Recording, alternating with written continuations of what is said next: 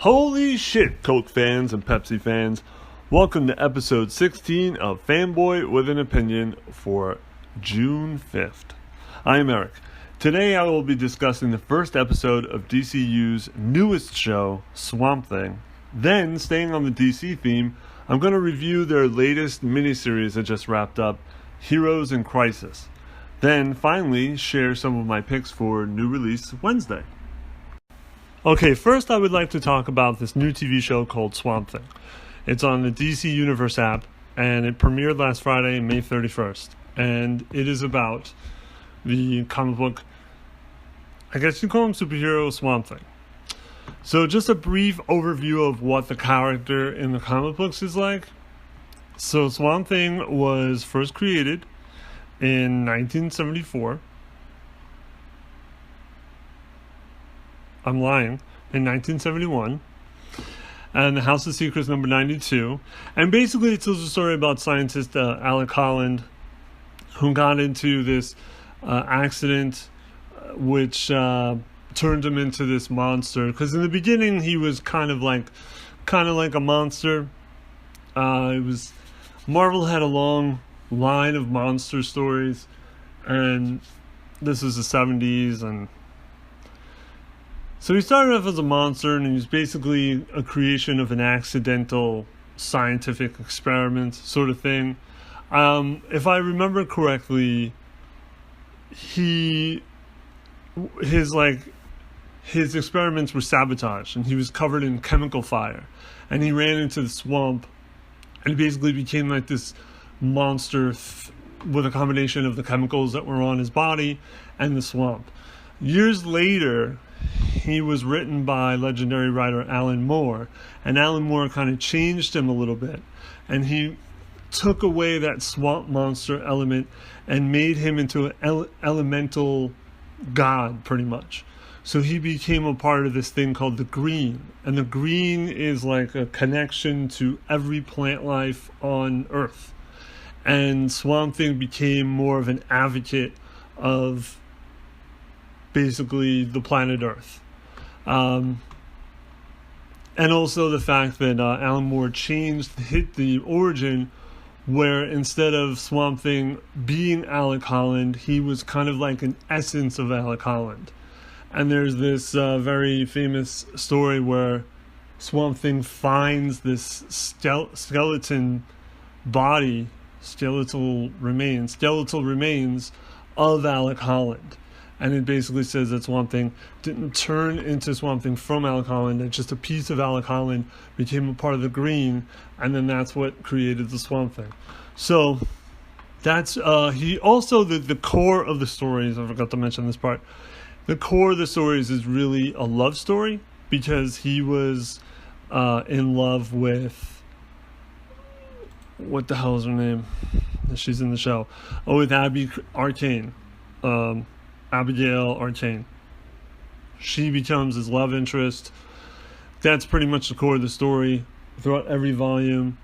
So that's pretty. And then also his villain is Abby's brother. I believe it's his brother, Anton Arcane, who is an evil person who becomes a demon and all this crazy shit. That doesn't matter. This is a basic overview of what the comic book is.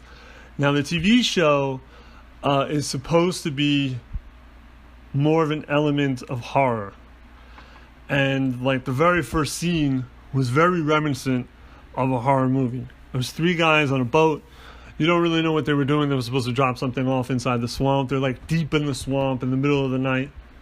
And then of course they get attacked, and it looks like the actual swamp is alive and it's attacking them. And it was very reminiscent of a horror movie. Jump scares, some sort of mysterious creature attacking people, and one guy getting murdered pretty graphically.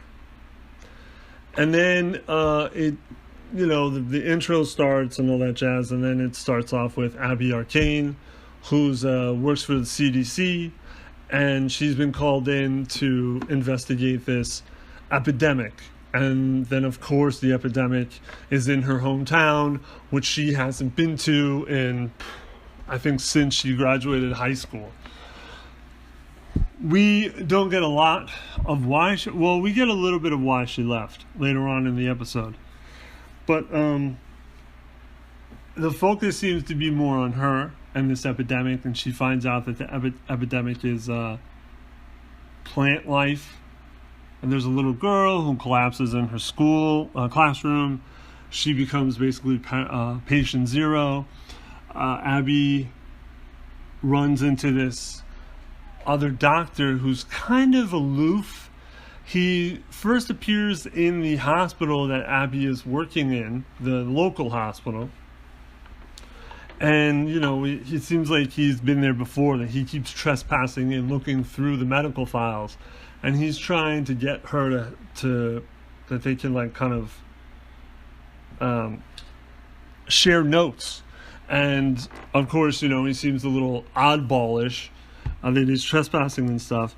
And Abby goes to the little girl's home, where she's supposed to have a father, but no one's been able to get in contact with him. They find him in the home, and he's petrified, and all these vines are growing out of him, and it looks like he's dead. And it's a pretty shocking scene. And then that's when she also runs into that other doctor who is once again trespassed, trying to find samples. Turns out he's a biologist, and his name is Alec Holland. And so this was a surprise, because I didn't understand at first where Swamp Thing fit into this.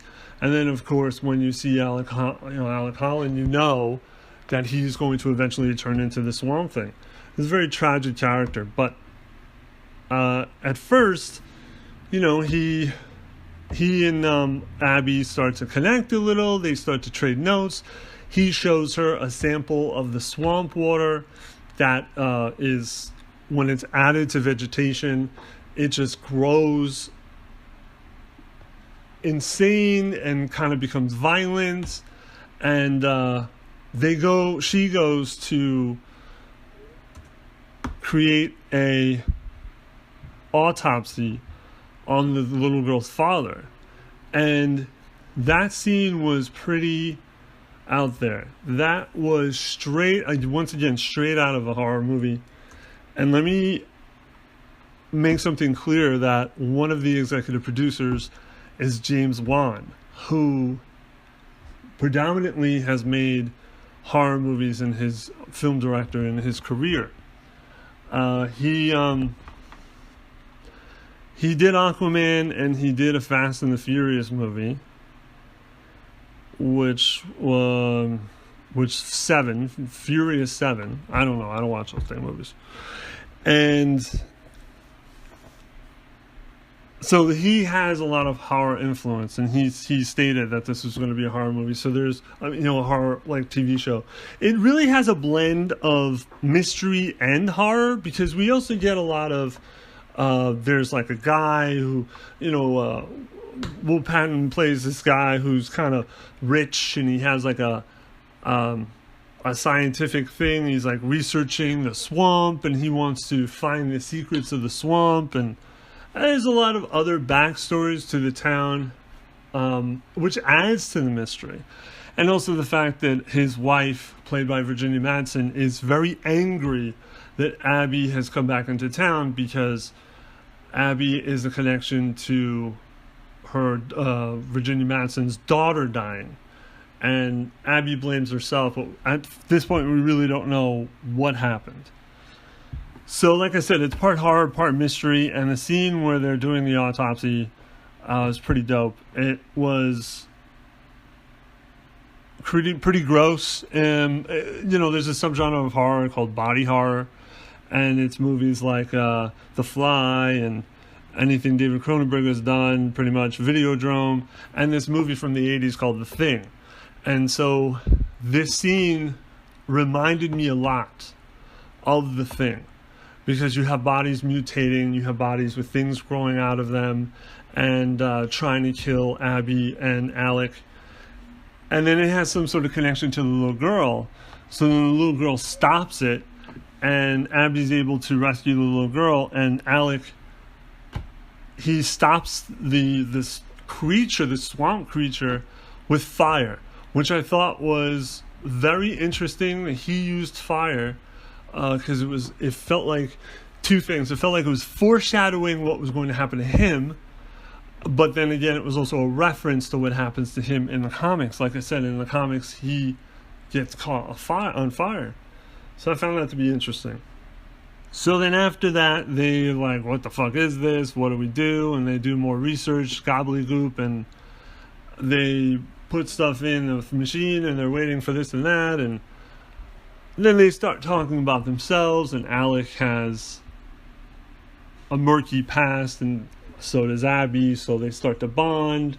This part was kind of boring, because most of it was very intriguing in the sense of mystery or horror, and now this is just them talking about their feelings, and it just felt like it was, it doesn't always have to be slow, those scenes, God knows. I love those kinds of scenes. It's just that at the moment it just didn't fit. And then they find out that the readings from the body, or this monster, whatever the fuck you want to call it at this point, it comes from this part of the swamp, and they go to the swamp, and I'm mixing scenes, it doesn't matter, and they find the spot where the three men were in the beginning. And of course, one of the three men was the little girl's father, who was infected with something, who then gave it to the little girl. And she gave it to other people. So they go to the spot and they find some stuff and blah, blah, blah, blah, blah. Alec ends up going back to the spot by himself. And he wants to do more research and readings. And he knows that this specific part of the swamp, deep into the swamp, it has a name, I don't know. Big Dig Alley, I don't know what it's called. And he researches, and he's by himself, and you know something's going to happen. And then somebody shines a light on him, and he says hello, and then all of a sudden he's shot. And that was shocking.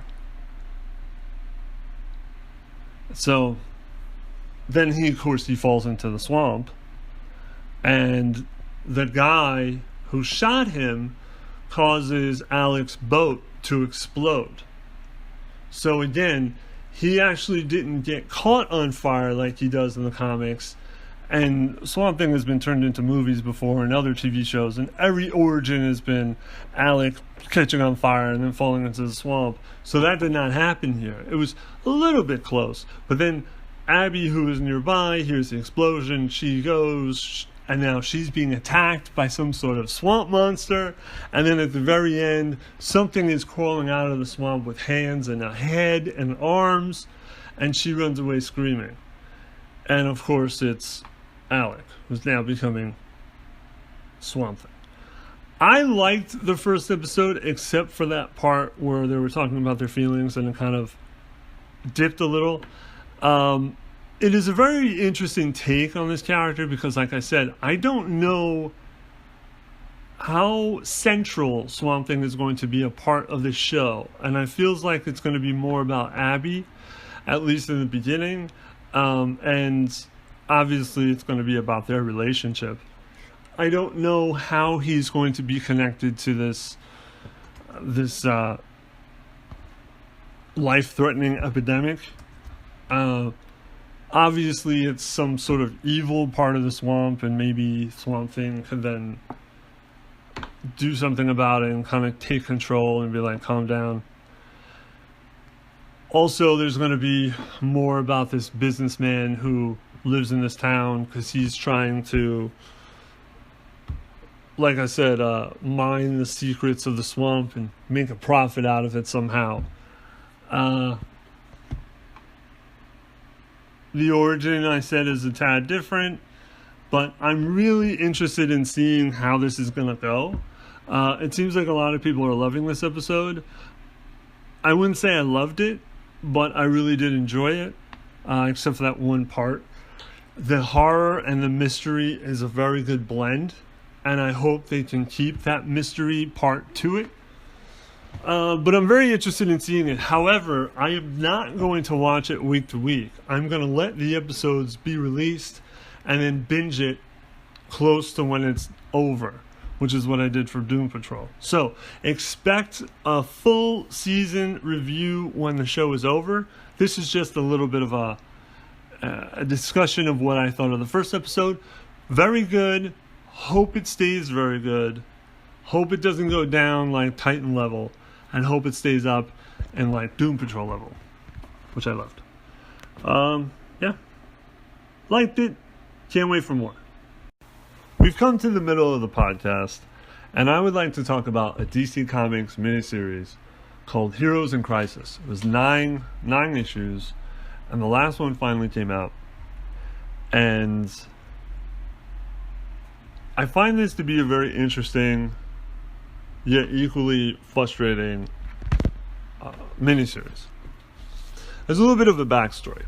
So, DC Comics, a few years, like a year ago, maybe going on 2 years, did this thing called Rebirth. And DC Comics universe in general is always going in flux. They try to do something new to make it easier for readers to just join into a book.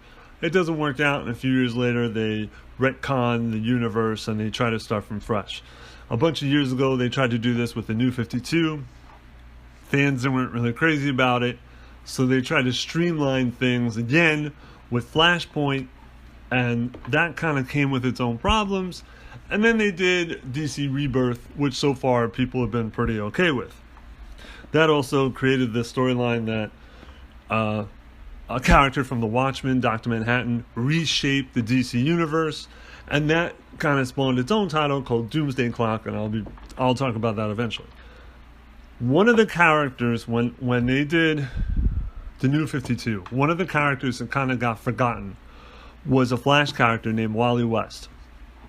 Wally West was very important to the DC universe for a long time because Barry Allen had died, and Wally West, his nephew, took over the Flash identity. And Wally West was Flash for a good 15 years, probably close to 20 years. Yeah, probably close to 20 years. He was the Flash. And a lot of kids who grew up with Wally West as the Flash. I started reading The Flash with Wally, and Wally became my Flash. And Wally was really interesting because he started off as a kid from a broken marriage who maybe was a little bit too energetic and too rambunctious. But then when Barry died, he had to take up the spot of being the hero. And when he first became the Flash, he used to be Kid Flash. Then he became Flash. When he became the Flash, he started to become more mature and more adult. And even in the beginning, he was still immature. He didn't deal with relationships very well with women. He had won the lottery, and he kind of created this lifestyle of his that he mismanaged his money, which a lot of young adults would if they won a lot of money in the lottery. So he then starts to settle down and becomes more mature, and he realizes what it takes to be a hero. He falls in love with a woman named Linda. They end up having 2 children, twins, which happens a lot in the Flash mythos, but only in the comics, not in the TV show. So he has twins, and then Barry comes back. Because Barry, a lot of people still wanted Barry, and there was a whole generation who didn't really know Barry. So they bring Barry back, but in doing so, kind of put Wally West on the back burner. He's no longer given his own title. He doesn't have his own title. And people are okay with this because they want to reintroduce themselves to Barry. But there probably were some like myself who were like, what about Wally? But now he's married and he has kids, so he doesn't really need to go through crazy cuckoo banana adventures. So then, cut to New 52, Barry's whitewashed. He's completely gone. He's never even mentioned. A new Wally West is created, another nephew, but this first Wally is forgotten. Then when Rebirth comes, and that was the whole problem with New 52, is they kind of whitewash some characters, and people were like, what happened to them? and they were just like, oh, it doesn't matter, this is New 52, obey. And people got upset, and then they were like, okay, we'll change it. So they finally did Rebirth. They finally talked about what happened to Wally. And Wally was erased. He fights his way back. And he kind of blames, at first it's Barry is to blame because he's the one that created Flashpoint, which essentially created the New 52, which essentially whitewashed Wally. I think I said that it was New 52 and then Flashpoint. I'm sorry, Flashpoint created New 52. Excuse me. And now it's being said that, well, it's Dr. Manhattan's fault because he's the one that's erased and restarted the DC universe. So now Wally's back. And there was a whole thing after Rebirth in the Flash's title about Barry trying to reassimilate himself in this new universe, who had forgotten about him. And there was also a lot of guilt in Barry's corner about forgetting about his nephew, and also Iris, reintroducing himself to Iris. And once he comes into these people's lives, they all remember him. Like all the memories flush back into their head. So he's like, where's my wife? Where's my kids? His kids don't exist. His wife doesn't remember him. His life that he had is gone. And so he becomes depressed and angry and displaced. So that becomes a big thing in the Flash title. And he kind of fights Flash. And he runs against the Flash. And that storyline cements the fact that Wally is, in fact, the fastest man in the world or in the universe. And at the end of that storyline, he basically creates a bunch of chaos and havoc because of his anger and depression about not having his wife and his kids. And his friends, some of his friends are gone too. So he succumbs to Barry, and he admits he needs help. And that then enters the sanctuary. And the sanctuary was created by Superman along with Batman and Wonder Woman. And at the end of the Flash storyline, it said, read the further adventures of Wally in the sanctuary in this new series called Heroes in Crisis. Alright, so I was like, okay, what are they going to do to him? So I bite. And the sanctuary was built by the three, Batman, Wonder Woman, Superman. And they created this AI that had personality traits of all three of them. Like the sympathy of Superman and, the harshness of Batman. I don't know, it doesn't matter. So heroes and villains alike were allowed and welcomed to go to this place. And they were basically supposed to push through their problems that arise from being a hero or a villain. And while at the sanctuary, everyone pretty much gets their own personal therapy. And it might include talking to this AI or going into like a holodeck kind of thing, Star Trek reference, and that will recreate their issues, things that they're missing or things that they've done wrong or things that they could have done better. And they try to work through those problems within this holodeck, Star Trek reference. So something bad happens, and a lot of the heroes, some villains, but mostly heroes, are murdered in the sanctuary. And there are two people who are left standing, and it's Booster Gold and Harley Quinn. Everyone knows who Harley Quinn is. Booster Gold sometimes is like a selfish character. So now it's become a mystery, and then one of the bodies was Wally West. And it becomes a mystery who did this. And of course the blame is put originally on Booster, and then it's put on Harley Quinn. And the two of them, like I said, are left standing. They both accuse each other So Booster accuses Harley, where Harley accuses Booster of murdering all these people. And one of the people who's murdered is Poison Ivy.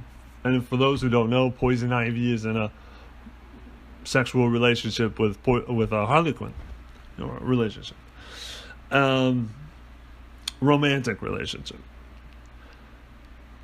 So 9 issues, not only are we learning more about the mystery as it unfolds, but we're also learning about the people who were there and why they were there.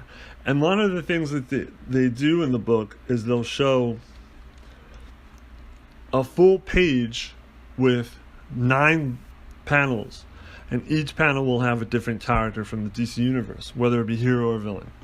And each one of them will briefly describe pretty much why they're there. Some of the dialogue is out of context, but the dialogue is descriptive enough that you get a good idea of why they're there. And that's probably one of the most interesting things about the book, is to see what issues these superheroes or villains have. Because it's written by Tom King, who's kind of an up-and-comer in DC, and he used to be a CIA operative, an ex-CIA operative. And I think that if you know, the book deals with PTSD, and he would probably know better than most DC writers what it would be like with PTSD, being a CIA operative, and I think being involved with like the war in Iraq and that sort of thing in Afghanistan. But at the core of it, it really is what it would really be like to be a hero. Forget about the villains, forget about the fights. These are scars, mental scars, emotional scars. And it takes a toll on anyone. And these characters most of these characters in the DC universe have gone through so much shit that it would make any normal person insane. And the 9th issue especially, like I said, gives you a little insight where anyone could go to the sanctuary and just talk. You don't have to live there, like some of these other characters were living there, dealing with their really deep problems. But you get a lot of little snippets of what these people, and it's interesting. Even in the last issue, it's very interesting. The different Robins that Batman has, how each one of them basically has an identity crisis because each one of them feels like Robin A has this personality, Robin B has this personality. What the hell am I? And it's interesting, each character who's been Robin, Nightwing, Red Robin, Blue Robin, Black Robin, Yellow Robin, Dumbass Robin, they all say, well, this one has this personality, who the hell am I? So it's interesting. But again, the main part of the story is who murdered these heroes. And let's be honest, except for Flash and Poison Ivy, most of the heroes who've died are like Z-list characters who you'd end up being like, who? Who? Oh, Lagoon Boy. You know Lagoon Boy. Who? You know, Blue Jay. Huh? So, so again, I enjoyed the book up until the reveal of who the murderer was. And, spoiler alert, it was weird because it wasn't Booster, it wasn't Harley Quinn. It was in fact one of the characters who was slaughtered. And that ended up being Wally West, which I'm sure you figured that out, because why would I be talking about Wally West for like 5 minutes before I even talk about Heroes in Crisis? He goes cuckoo bananas because he's just so distraught about his family that he lashes out. And he doesn't mean to lash out. It's an accidental mental breakdown. And he ends up killing these people. And he sees that he kills these people. And so then what does he decide to do instead of owning up to his responsibilities, which he fucking should have, because that's something that he learned to do when he was Flash for 20 fucking years? No. He decides to go into the future and find... time traveling shenanigans. He basically goes to his future self 5 days in the future. I think he convinces to kill him. So he convinces his 5-day future self to kill him and places him among the murdered bodies. So he essentially creates an alibi for himself. He could have done it, he's dead. And then I don't really know, they don't really show you what happens to the future self because, I don't know, he's hiding, I don't remember, it doesn't matter. So Booster, along with his friend Blue Beetle and Harley Quinn, they figure this out, along with Batgirl. They figure this out, and I think they're able to go back in time to stop Wally from essentially killing himself. I don't know why they can't go back in time to stop him from murdering all those people, but whatever. They find out that Poison Ivy's not dead. Big surprise, because they're not going to kill her off. Come on, let's be real. She grows herself from something, and Harley Quinn's all excited to see her, and they embrace, and they find future Wally about to kill present time Wally, and they stop him, and he ends up embracing himself from the future. That's weird. Hey, future self, come here. Let me give you a hug. It's okay. So odd. So, and then in between the story, we still get these snippets of these heroes, mostly heroes, talking about why they would be there. One of the Green Lanterns speaks in Spanish for some reason, even though he's not Spanish. There's a character named Dr. Light who's a hero, a female hero, and she for some reason took up the mantle from a villain, like a really nasty villain. And she says, like, everything that's happened, everything he did, and I still use his damn name. It's almost like Tom King is taking these questions that probably most fanboys would have about these characters and fangirls and say, why do they do that? Like, why is Dr. Light using the name of an accused rapist? Like, why? So shit like that is pretty interesting. But then the main story is, Wally did it. Wally admitted it. And now we have to figure out what to do with Wally, other than Harley Quinn kneeing him in the nuts. And then it ends with, the futures. Oh, and then they have to figure out, like, how to do the body thing. And that thing seems very... Booster Gold does this, like, half-ass explanation that's supposed to be funny. Because Wally's not going to get away with it. But they still... Future Wally has to take a dead body and put it in the crime scene. So they, it's so fucking confusing. And it's not even meant to make sense. It's only supposed to be used as like a joke.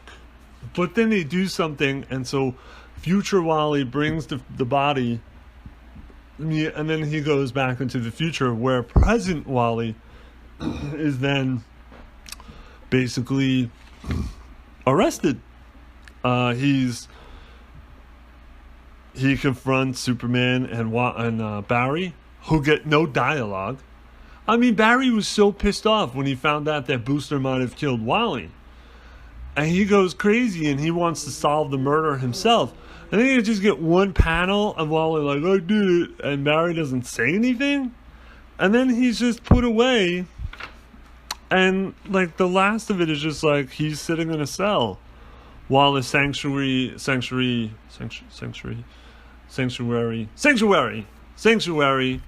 gets reopened.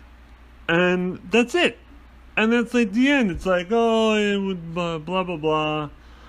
Hope isn't denying who you are or what you've been through.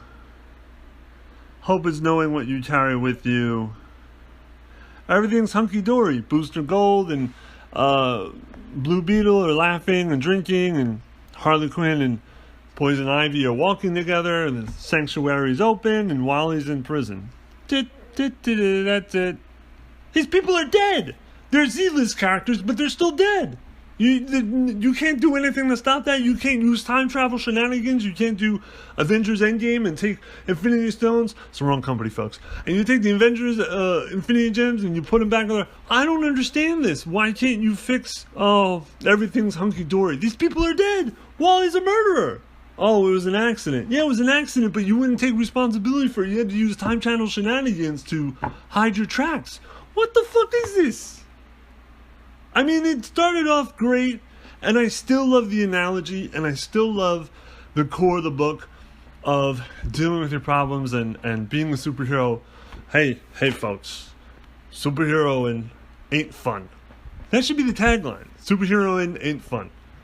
But at the same time, you're using these old-ass tropes to fix a story, and then you take a character who's been a hero for a long time, and you just make him out to be a murderer. And I think that is the point. I think the point is you can be a good person, and you could have done good things. But your brain is fucked for reasons in result of being a hero. And sometimes we make mistakes, even if we've been heroes. I get that. Obviously, I get that. But here's a character who had been missing for a few years, and people really wanted him back. And you brought him back. And then first, you make people think he's dead, which pissed me off at first. It's like, what's the point of bringing him back if you're just going to kill him? Oh, no, we're not going to kill him. We're just going to make him a murderer. Oh, I feel much better now. I understand the story behind it. I appreciate the story behind it. I respect the story behind it. I just feel like it was a cop-out to use Wally than to use time travel shenanigans. I felt like it fell through at the end. Yeah. Enjoyed it. Don't regret it. Art was really good. Respect the story. Respect the theme. Respect what you were saying in the book.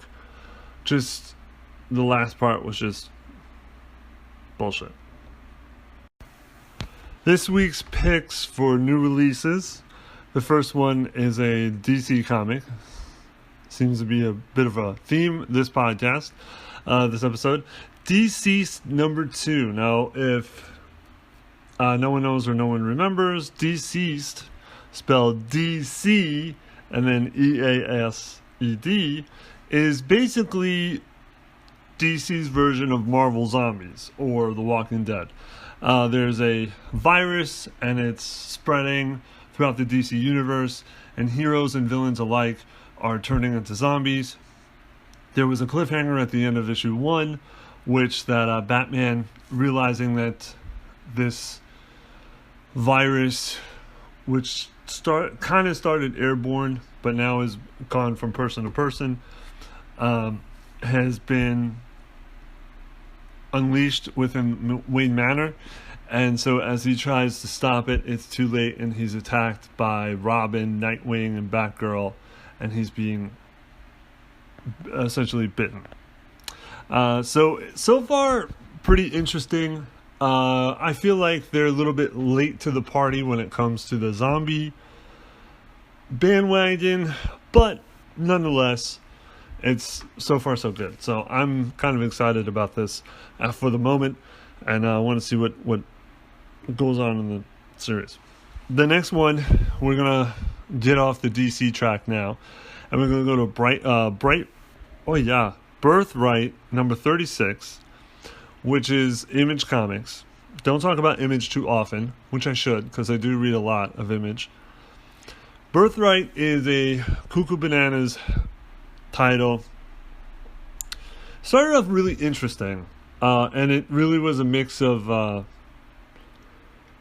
fantasy, and it was about a little boy who his family thought had run away and had been missing for something like 10 to 15 years, and it turns out that he was actually sort of kidnapped and brought to this other world that, mythical creatures and that sort of thing. And so he was supposed to be prophesized as the one who would save the land. and he came back, and he's like much older, and now his family has, he was trying to convince him that he was their little boy. And it was a very interesting story. He was supposed to be, like I said, the savior, and it turned out that he kind of isn't the savior. And then there was like this whole struggle of like trying to save his soul, basically. Not in those direct words, but trying to save him. And then his older brother started to become more into magic, and it was crazy stuff. It's been gone for a while. I think they just took a break. Image Comics tends to do that sometimes. They'll just take like a few months. I mean, there's titles that I'm reading that an issue hasn't come out in like 2-3 months, and they're back, and I think it's going to start a whole new storyline. I really do like this book. Issue 36, anyone who's into like fantasy and a mixture of like real life or realistic storytelling would be interested in this. This is written by Joshua Williamson, and this book made me a fan of his, so now I kind of follow him a little bit. He's been writing Flash for like 2 years, or more than 2 years, and I've been reading that because of him. It was also because of the Flash, but it helped that he was writing it. And I really do enjoy this book. I've been with it since close to the beginning. And the last pick is another Image book, Walking Dead number 192. Heard me talk about this, but issue 191 had a surprise, shocking ending, and it was so shocking and it was so popular that the book had to get put into a second printing because it got sold out. So I ended up getting the second printing. I already knew about the ending, but it is a shocker. Complete and utter shocker. And I'm hoping this will just lead right into that and tell us what happens, the fallout of that. I'm very interested. I can't wait to read it because it was a shocker. I'll say shocker one more time. It was a shocker. And last is not really a pick for my reading list. It's a pick to get rid of a part of my reading list. It's a book called Sharky the Bounty Hunter, which sounds like an old drunk that lives on the corner and like yells at the kids who are on his lawn.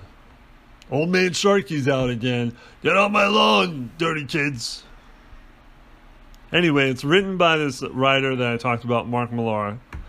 And the art is by this guy named Simone Bianchi. I don't like it. I'm a big fan of Mark Millar. I will stick with his books even if I don't agree with some of the way the storylines are going. But it's really the art that is really bad. This guy, Bianchi, tends to use dark colors. And there's nothing bright. And even the colors that are supposed to be bright, like purples or blues, he makes them dark. And there's nothing on the page. Everything looks the same. Nothing pops out at you. And really, this is just a ripoff of Lobo, but balding. And this is supposed to be set in space, but like everyone talks normal like we would. And everyone acts normal like we would. And it just, I don't care for it. And I ended up just reading like 1 or 2 issues and I was like, I'm done. So that's a cut. I'm cutting it. And those are my picks for this week's new releases. That will do it for another episode. We're expanding here at Gamerish. Join the Gamerish Facebook group. Follow us on Instagram, Gamerish_pod. Twitter, Gamerish2, Twitch, Gamerish_pod, and now we're on YouTube with Gamerish Podcast. We have gaming broadcasts and all the podcasts with pretty little pictures attached to them. Don't forget, if you have any questions or comments, you can contact me at the Gamerish email address, gamerish537@gmail.com, and find me on Twitter and Instagram at Fanboy with an Opinion. Thank you for listening, and until next time, I've been a Fanboy, and this has been my opinion.